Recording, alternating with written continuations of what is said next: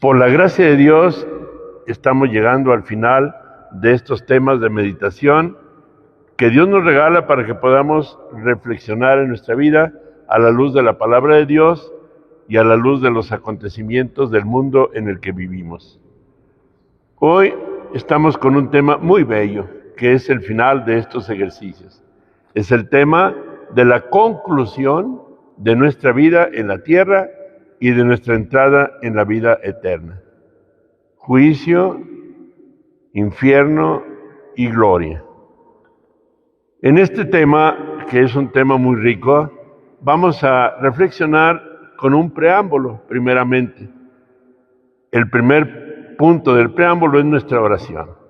Tenemos que invocar al Espíritu Santo por la intercesión de nuestra Madre, la Virgen Inmaculada, aquí presente en todos los ejercicios, en esta hermosa sagrada imagen de la Inmaculada, y así, con la presencia de María, pidiendo su intercesión, grabar las palabras que Dios nos dé en este tema final, en nuestro corazón, y hacerlas vida para tener la vida eterna que es el cielo. Ven, Espíritu Santo, ven por medio de la poderosa intercesión del Inmaculado Corazón de María, tu amadísima esposa. Ven, Espíritu Santo, ven por medio de la poderosa intercesión del Inmaculado Corazón de María, tu amadísima esposa. Ven, Espíritu Santo, ven por medio de la poderosa intercesión del Inmaculado Corazón de María, tu amadísima esposa. María, trono de la sabiduría, ruega por nosotros, en el nombre del Padre, y del Hijo, y del Espíritu Santo. Amén. Invocando la acción del Espíritu Santo, quiero dirigir al inicio una mirada a la Sagrada Escritura, aún sin citar textos concretos, porque es riquísima en pasajes que abundan sobre esta temática que queremos dar, que es la salvación eterna. Cuando Dios nuestro Señor vio al pueblo de Israel que estaba esclavizado en Egipto, buscó un caudillo, que fue precisamente Moisés, a quien eligió para encomendarle sacar a su pueblo de la esclavitud a la libertad. Así lo hizo Moisés, del cual afirma la Sagrada Escritura que era el hombre más humilde de la tierra, y que Dios nuestro Señor se comunicaba con él cara a cara.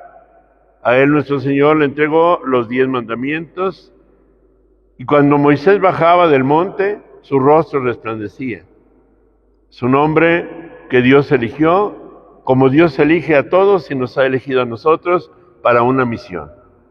La misión de sacar de la esclavitud a la libertad.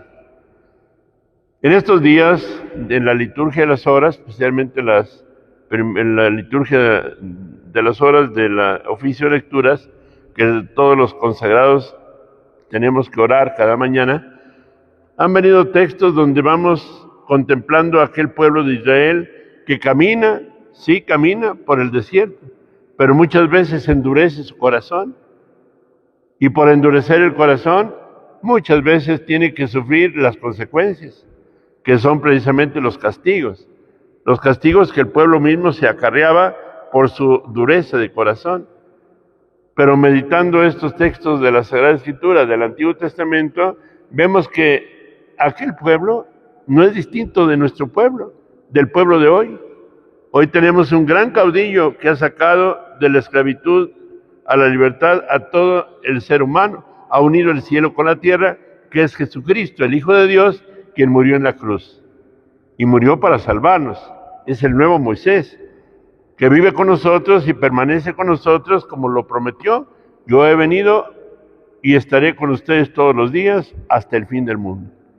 Yo soy el camino, la verdad y la vida. Moisés solamente guiaba al pueblo. El pueblo iba siendo guiado por una nube que en la noche le era luminosa para guiar al pueblo y en el día le daba sombra.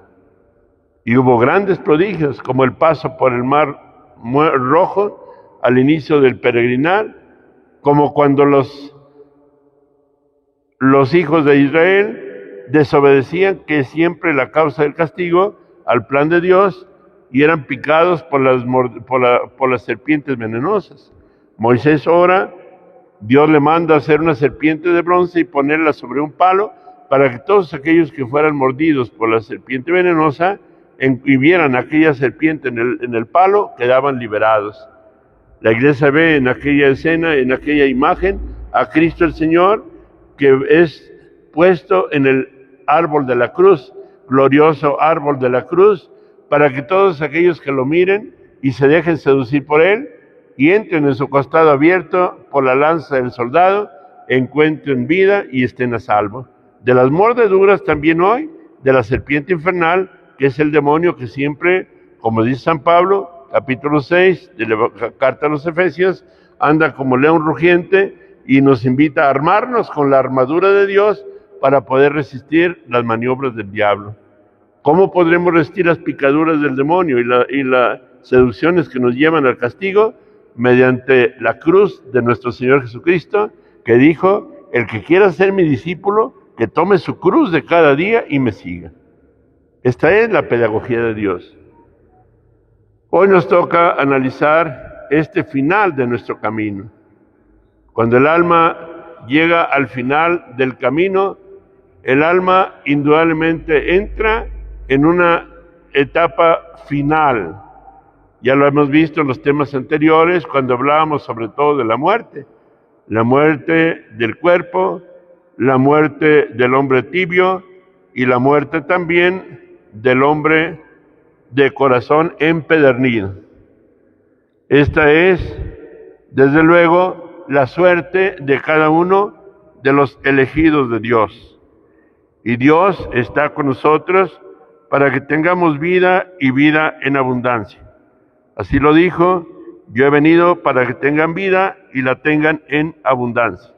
Esa vida abundante que Cristo nos ofrece es la vida que nos ganó en la cruz con su muerte y su resurrección. La presencia de Dios en nuestra vida debe ser permanente. Al final de la vida viene el juicio particular, después vendrá el juicio universal. En el juicio particular es el momento del encuentro del alma con el Creador. Y aquí vamos a puntualizar las imágenes que muchas veces se han deformado. Hay personas que tienen miedo a la muerte porque dicen que va a aparecer un libro donde va a haber todos los detalles, aún los más insignificantes que hayamos hecho, para castigarnos, nuestro amado Creador, nuestro Redentor. La imagen no es un libro con todas las cuentas escritas.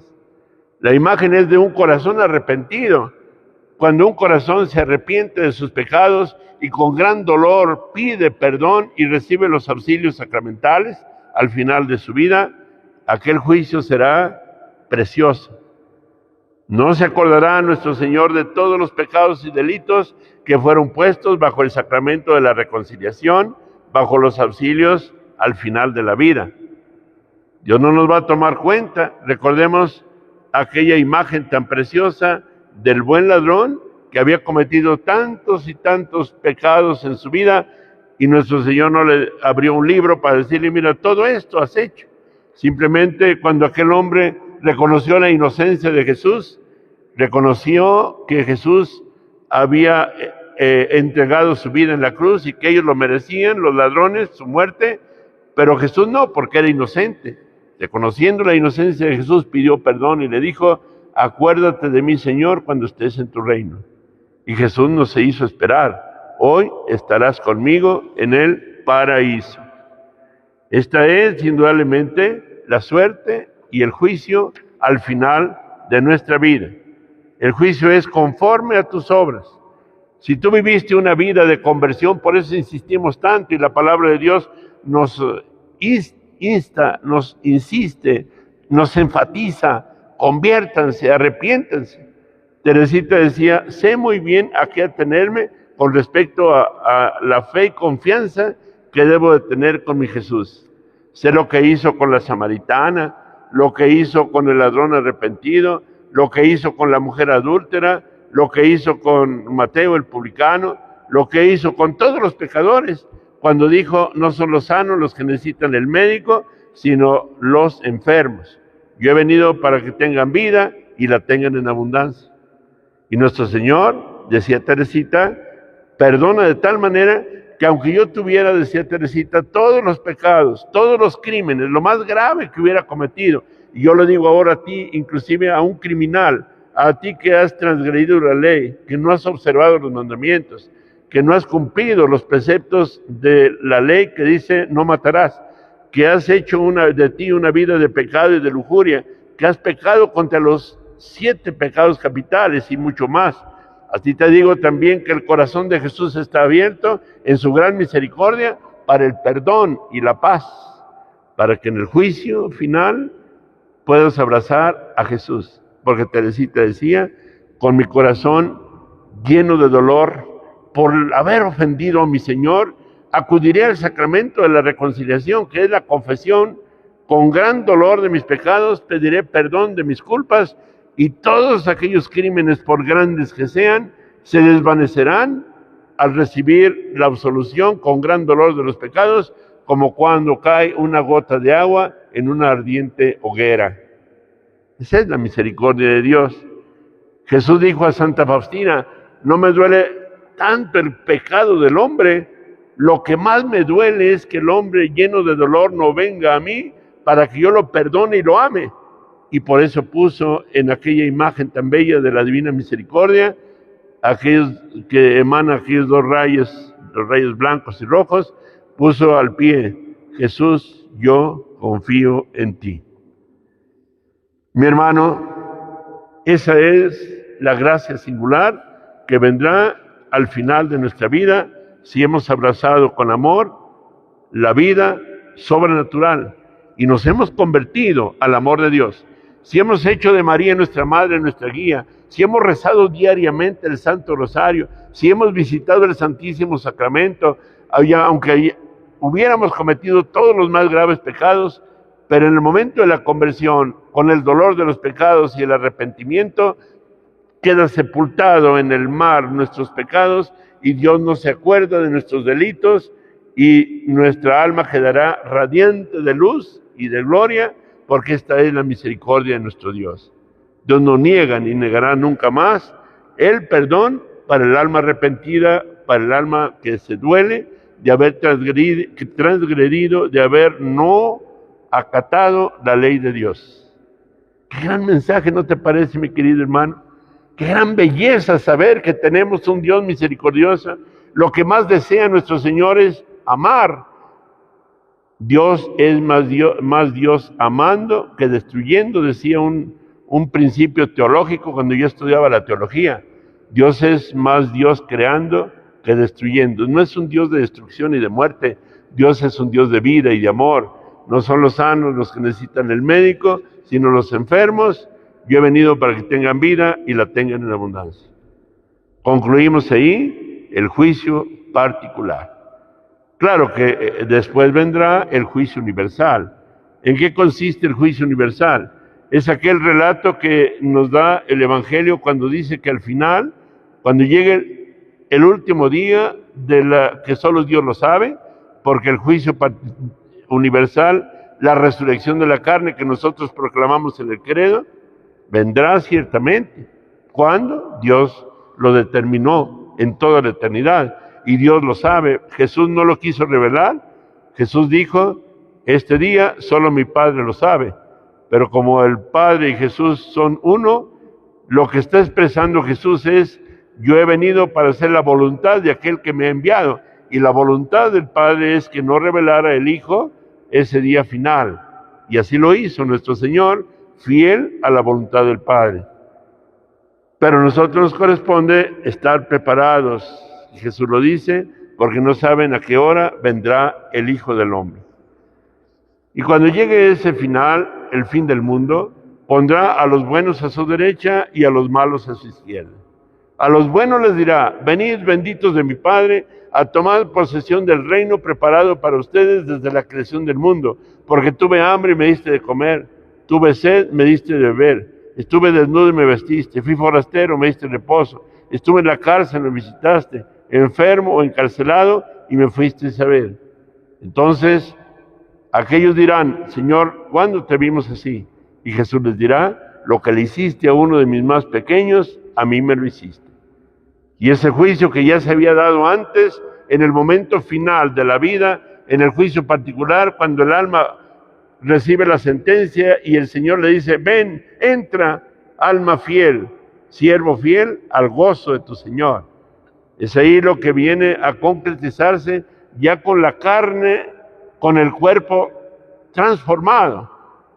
La resurrección es un acontecimiento bello, porque el alma resucitará con todas las cualidades de los santos. Agilidad, podrá trasladarse de un lugar a otro con solo acto de voluntad. Sutileza, podrá pasar a través de los cuerpos sólidos sin obstáculo alguno. Claridad, resplandecerá como el sol y las estrellas del cielo. En esa agilidad podrá trasladarse como se trasladarán todas las almas de los bienaventurados, ya con su cuerpo glorioso, a la patria eterna. Y qué bello cortejo, con todos los santos mártires y santos de todos los tiempos que van cantando al trono del Altísimo la victoria de Jesús con sus llagas luminosas, quien ha conquistado a tantas almas.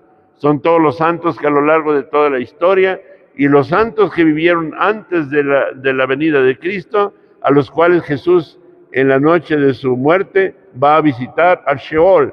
Cuando entra, dice la liturgia tan bella del sábado de Pascua, entra y saluda a los que están cautivos y dice, el Señor esté con la paz esté con ustedes. Y todos respondan, y con tu espíritu. Y Jesús viene con ahí a visitar a la región de los muertos, a todas aquellas almas de los justos que vivieron antes de la gloriosa resurrección del Señor, y los viene a rescatar y a llevar a la gloria eterna. Y les muestra las llagas gloriosas de Jesús resucitado, y les hace ver que ha ganado ya la victoria, y ahora ellos entrarán a la gloria del cielo. Esa es la suerte a la cual estamos llamados, a acompañar a Jesús en el cortejo hacia la vida eterna. Viene entonces ahí la sentencia para los justos. Pero hay otra sentencia, triste y lamentable, es la existencia del infierno eterno. El Santo Padre, el Papa Benedicto XVI, en alguna ocasión cuando se daba por ahí una discusión en los niveles teológicos que se quería negar la existencia del infierno, el Papa sale en defensa y dice, el infierno, del cual muy poco se habla, existe y sus penas son eternas. Esa afirmación del Papa Benedicto XVI deja desde luego callados a aquellos que discutían que no existe el infierno. El infierno existe, ¿por qué? Porque es justo que quienes no quisieron, se cerraron en su alma y jamás aceptaron la gracia de Dios y más bien rechazaron la salvación divina. Fue tan bello el regalo de la redención que para quienes no lo aceptaron, ¿quiénes son ellos? Escuchemos lo que dice el relato del juicio final. Se dirigirá a nuestro Señor a los de izquierda y les dirá, apartados de mí, malditos, id al fuego eterno, preparado para el diablo y sus ángeles. Porque tuve hambre y no me diste de comer, tuve sed, no me diste de beber, estuve desnudo y no me vestiste, fui forastero y no me diste reposo, estuve en la cárcel y no me visitaste. Y ellos le dirán, Señor, pero ¿cuándo te vimos así? Y el Señor les dirá, lo que no hicieron a uno de mis más pequeños, a mí no me lo hicieron. Quiere decir, mis hermanos, que en nuestra vida de peregrinos estamos llamados a irradiar la caridad de Cristo y seremos juzgados en el amor. El amor es el fundamento de toda nuestra vida cristiana. El hombre que ama y que se entrega al amor divino, cuando Jesús dice, el que me ama cumplirá mi palabra, mi Padre lo amará, vendremos a Él y haremos en Él nuestra morada.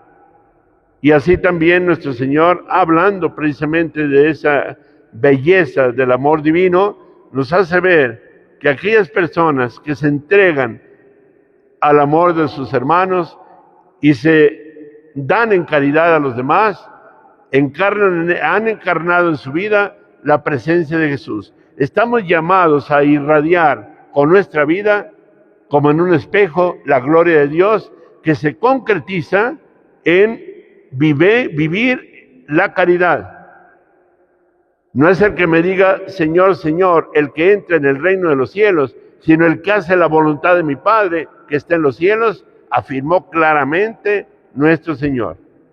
Y nos dejó bien claro en su Evangelio, que no es aquellos que dicen y proclaman la santidad egoísticamente, que son aquellos que se promueven y con llenos de soberbia afirman ser hasta protagonistas con milagros, prodigios, señales y portentos que ciertamente podemos hacer, pero si no renunciamos a la soberbia, aún esos grandes portentos y milagros serán la causa de la condenación. Porque Jesús dice, esta es una afirmación clara, se presentarán ante mí algunos diciendo, en tu nombre hicimos muchos milagros, resucitamos muertos, en tu nombre hicimos grandes maravillas, y el Señor les dirá en su cara, apártense de mí, no los conozco, los que hacen el mal. Porque claramente en su palabra lo define, que es quien realmente cumple los mandamientos, quien camina hacia la salvación y quien va a encontrar al final el premio de la vida eterna. Esta afirmación, mis hermanos, y vamos entrando ya en este tema a hablar, aunque sea breve pero real, sobre el terrible desenlace de quienes se cierran a la gracia de Dios, de quienes se cierran al amor, de quienes se cierran a la caridad y que viene a ser el infierno con sus penas eternas. Jesús no deja lugar a dudas para quienes todavía dudan de la existencia del infierno. Apartados de mí, malditos, y del fuego eterno. Son palabras de nuestro Señor Jesucristo. La mayor pena de las almas de aquellos que lamentablemente van al infierno es la privación de la vista de Dios. Es la más terrible desgracia. El hombre que podía haber disfrutado de la belleza de Dios, de la misericordia de Dios que lo llamó hasta el último momento de su vida, se ve abrazado por las llamas eternas y sobre todo lo más doloroso, no son tanto las llamas que son de carácter espiritual, sino y doloroso y terrible según la gravedad del pecado. Lo más terrible del infierno es no volver a ver a Dios nunca, haberse visto ya privado de la presencia y de la posesión de Dios. Santa Teresa decía algo muy fuerte, solo Dios basta. Y el hombre que se aleja de Dios y se pierde para siempre, ya no tendrá a Dios. Quiere decir que es la peor desgracia de los condenados, la privación de la vista de Dios para siempre.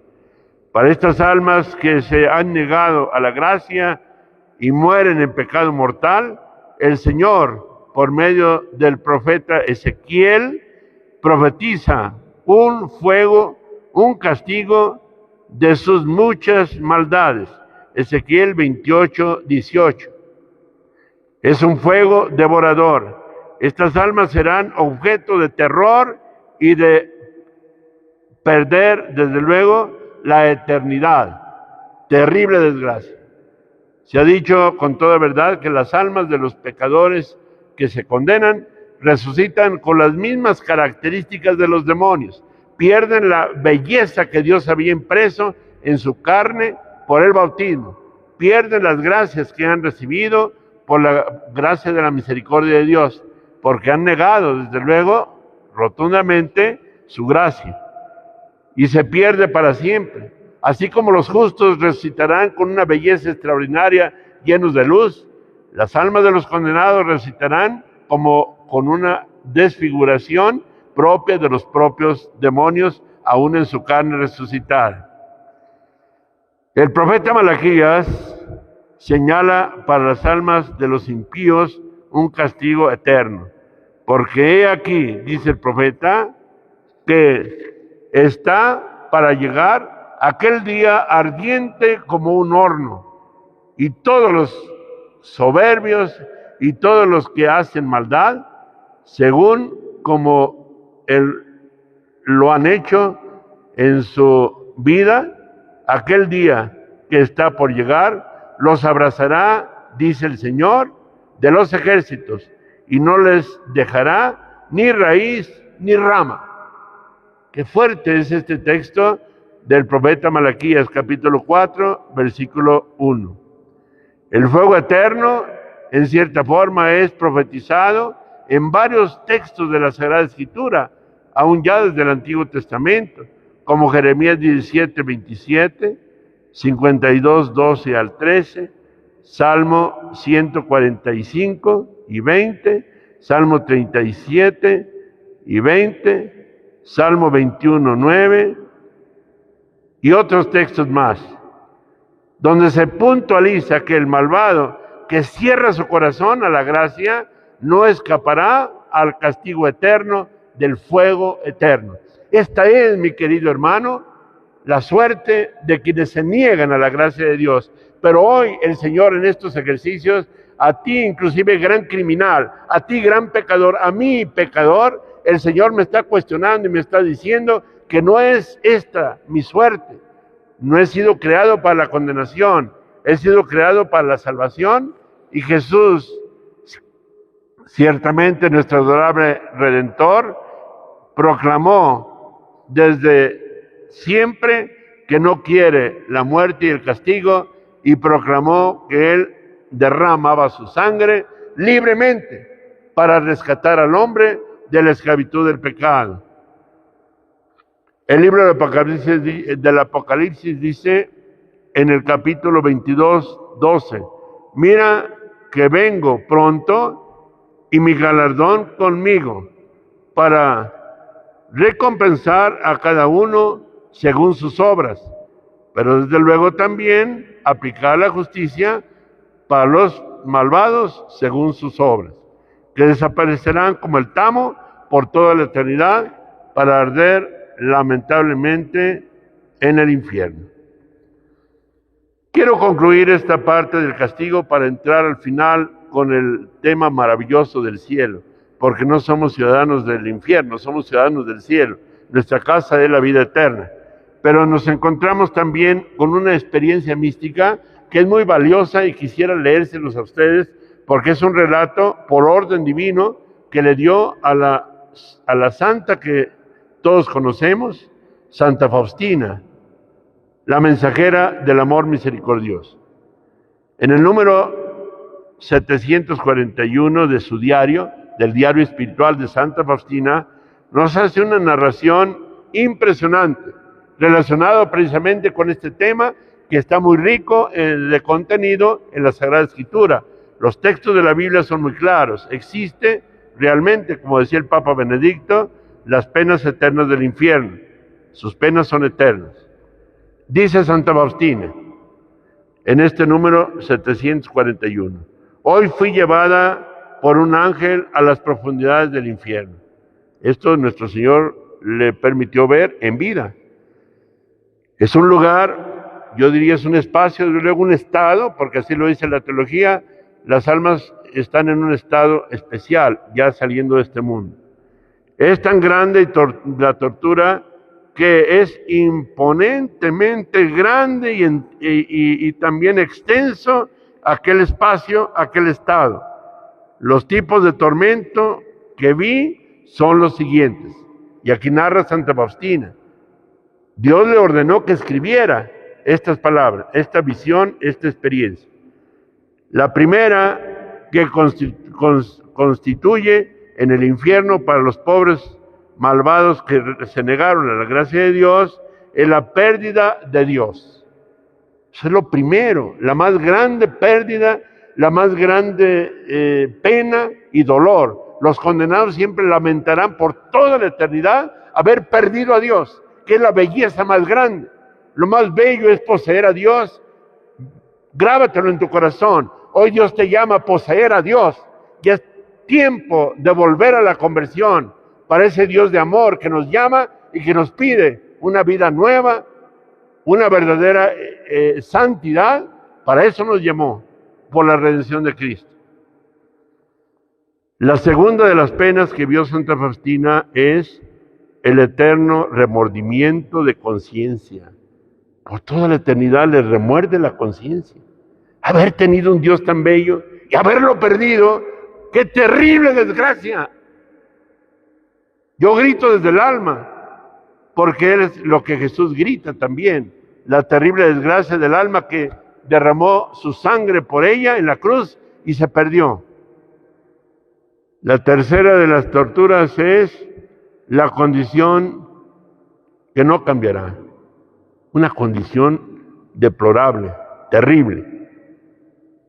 La cuarta de las torturas que vio Santa Faustina es el fuego que penetra el alma sin destruirla. El alma es penetrada por un fuego y no la destruye. Yo digo algunas veces cuando alguien viene con la tontería de que quiere quitarse la vida, y te digo a ti también cuando tengas esos deseos torpes que el demonio pone en tu mente de cortar con tu vida. Yo les digo, si quieren cortar con la vida para evitar los dolores de este mundo, sepan ustedes que en la otra vida, en el infierno, los dolores son infinitamente más grandes que todos los tormentos de la vida. ¿Qué ganas con quitarte la vida para vivir después esos sufrimientos tan terribles, ya que es un fuego que penetra por todos lados, pero es un fuego espiritual que es la expresión de la ira santa de Dios por aquella alma que se negó a la gracia divina. La siguiente tortura que vio Santa Faustina es el continuo oscurecimiento. Es una oscuridad tan terrible y es un olor tan horrible y sofocante, peor que todos los caños y que todos los lugares pantanosos de pudrición. Y es un olor que lo está respirando por toda la eternidad. Decía Santa Faustina que de no haber sido por la gracia de Dios hubiera muerto de haber percibido aquellos olores tan terribles.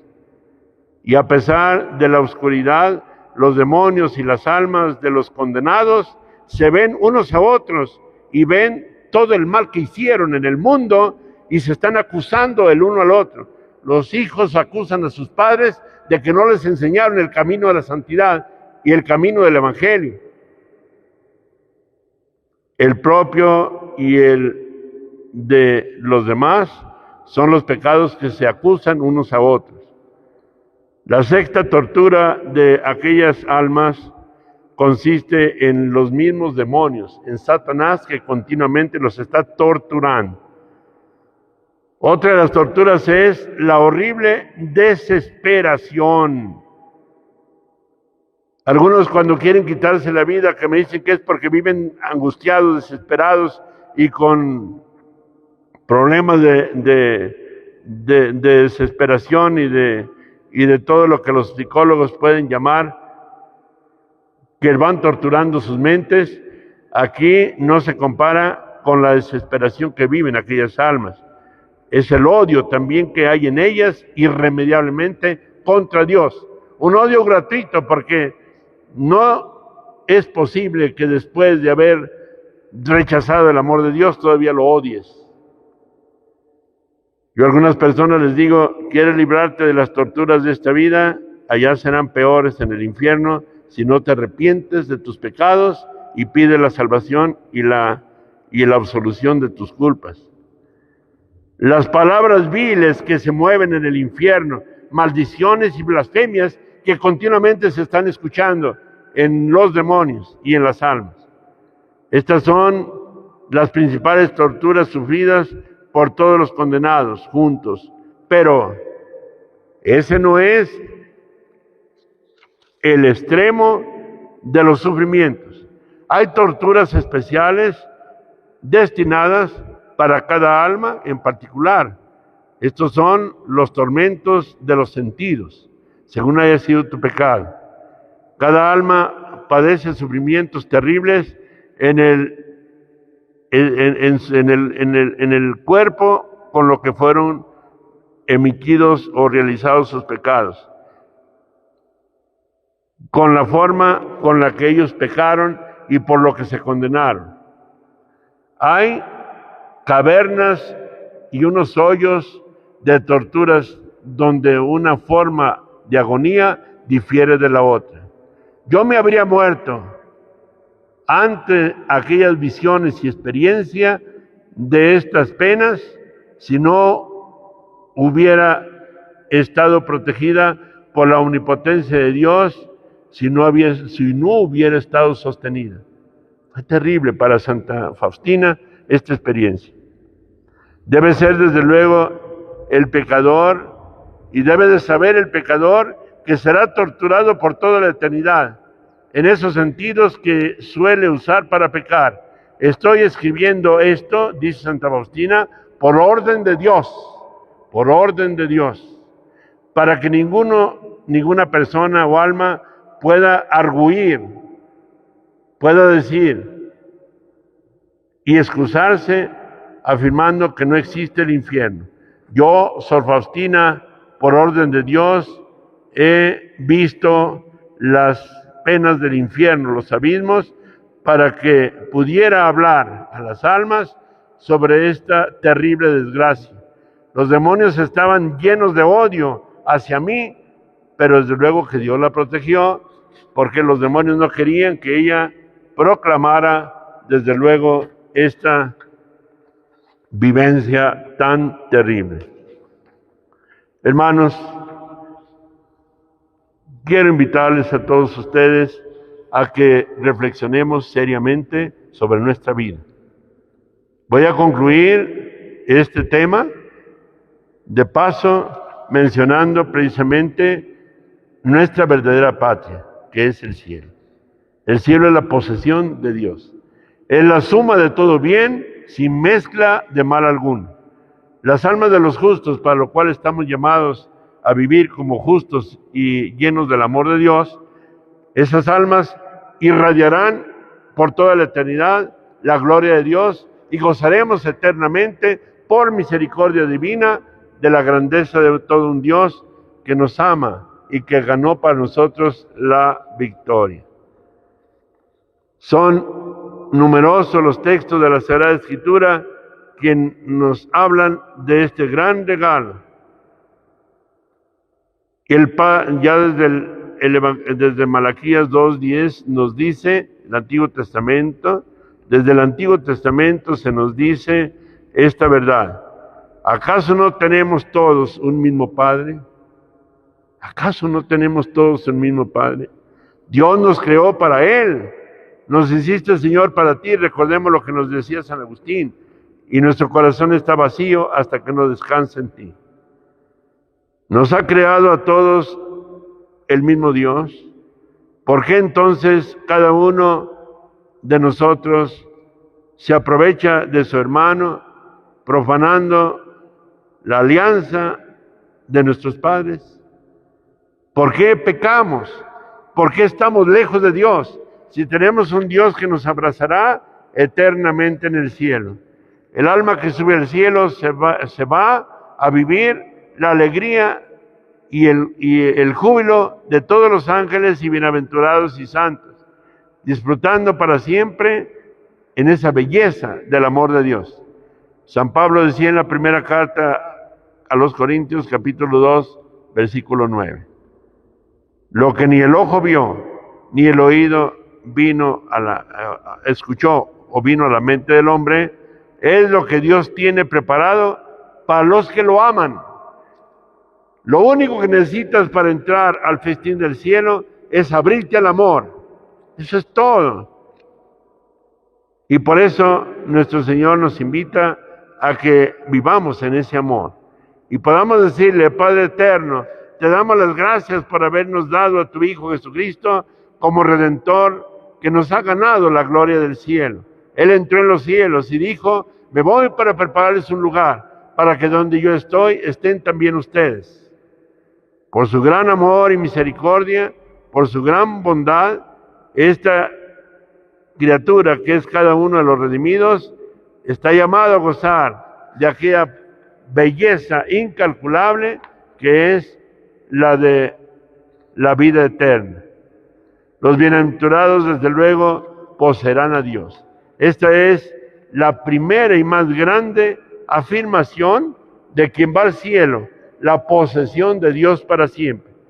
Y esto es, desde luego, lo que más nos debe animar a cada uno de nosotros para no alejarnos del amor del cielo. En la Sagrada Escritura aparecen muchos pasajes. Aquí no alcanzaríamos nosotros a poder ver todo lo que Dios nos tiene preparado y que nos dice la Sagrada Escritura. Yo solo les puedo decir que es la máxima de todo bien, sin mezcla de mal alguno.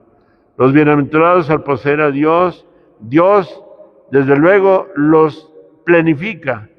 Lo que su amor ha creado, lo que su Hijo ha redimido, Él lo ama. Y el Padre sale al encuentro de los bienaventurados con todos los ángeles y santos del cielo para recibirlos como recibió a su Hijo cuando victorioso salió del sepulcro. Dios no destruye al hombre, lo transforma al hombre y está llamado a esa transformación de vida para gozar eternamente de las misericordias del Señor. Como ves, tú, hermano mío, la dignidad del hombre es sus dos realidades, cuerpo y alma. Las almas de los justos, de los que llegan a la derecha de Dios y van a gozar eternamente, ya con su cuerpo glorioso estarán en el cielo, como nuestra Madre Santísima, que ha resucitado en previsión de los méritos de Cristo y por la belleza de ser Madre de Dios, lo dijo por medio del Padre Esteban Gobi: he sido llevada al cielo para amar a todos mis hijos en cuerpo y alma. Las almas de los justos amarán en cuerpo y alma al Creador y cantarán eternamente las misericordias del Señor. Qué gran regalo, mis queridos hermanos, Dios nos ofrece. El cielo es para nosotros nuestra patria. Termino este tema invitando a todos ustedes a dirigir nuestra mirada en acción de gracias a nuestro Padre Celestial, que en su Hijo nos da la gloria. Y hagamos esta oración con mucho amor a nuestro Padre Dios. Padre amoroso, qué grande es tu nombre en todas las tierras, en todas las naciones. Tu gloria resplandece eternamente. Gracias, Padre, por darnos a tu Hijo Jesucristo como Salvador y Redentor, quien ha de venir a juzgar a los vivos y a los muertos. Creo que su sentencia, el día del juicio, es tu sentencia amorosa, Padre Celestial. Suplico a tu paternal amor que, por el poder de la sangre preciosísima de tu Hijo, mientras dura nuestro destierro en este valle de lágrimas, llenemos el corazón de tu ternura y de tu caridad. Queremos pasar nuestros días en la tierra haciendo solo tu divina voluntad, que es la caridad, como fruto de darnos en aquella entrega para la salvación de las almas. Una caridad que lleva a tu Hijo a entregar su vida por el rescate de todos los humanos. Todos hemos sido redimidos por la sangre de tu Hijo. Gracias, glorioso Padre. Gracias por esa sangre que tu Hijo derramó en la cruz. Concédeme, Padre bueno, te lo suplico, me otorgues la permanente intercesión de nuestra Madre gloriosa, la Virgen María, quien en sus brazos llevará a sus hijos fieles, a los que rezan cada día el Santo Rosario, a los que se consagraron a su corazón inmaculado, a los que viven en la fidelidad a su amor maternal. Ella te glorifica en cuerpo y alma en el cielo, ya gloriosa. Concédenos su amorosa e intercesión maternal para que nos lleve de la mano a las moradas eternas con tu divino Hijo, que en sus llagas resplandecientes nos introducirá en el cielo, para darte el abrazo, glorioso Padre, por tu gran victoria y amor. Amén. Y a todos ustedes, familia, gracias por estos ejercicios y los bendigo en el nombre del Padre, y del Hijo, y del Espíritu Santo. Amén.